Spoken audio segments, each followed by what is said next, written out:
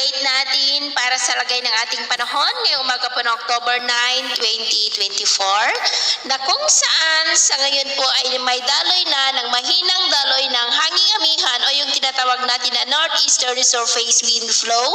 dito po sa northern part ng Northern Luzon habang nananatili pa rin na may isang low pressure area na nasa West Philippine Sea pero hindi naman po yan banta dito sa ating bansa at meron pa rin pong intertropical convergence zone na nakakaapekto po sa Southern Luzon, Visayas at Mindanao. At sa ating pong long range forecast ay consistent pa rin naman na walang bagyo na namamataan na tatawid po dito sa ating kalupaan hanggang po sa susunod na 2 linggo.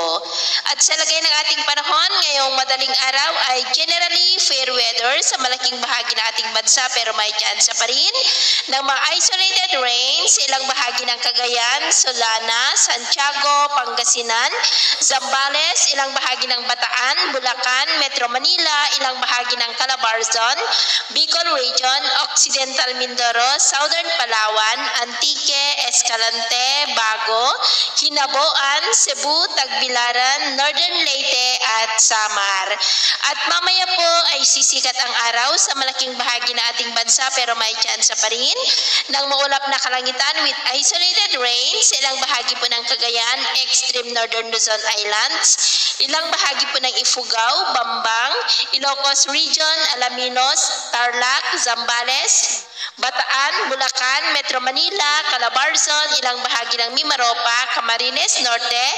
Pandan sa May Aklan, Antique, Iloilo, Sipalay City at Holosulu. At mamayang hapon po, mas maraming lugar ulit sa ating bansa ang makakaranas ng muulap na kalangitan with isolated light to heavy rains,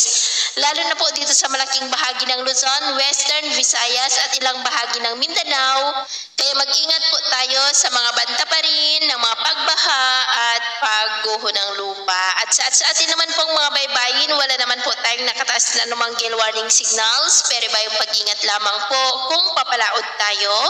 para po mas makaiwas sa mga sakunang pangkaragatan.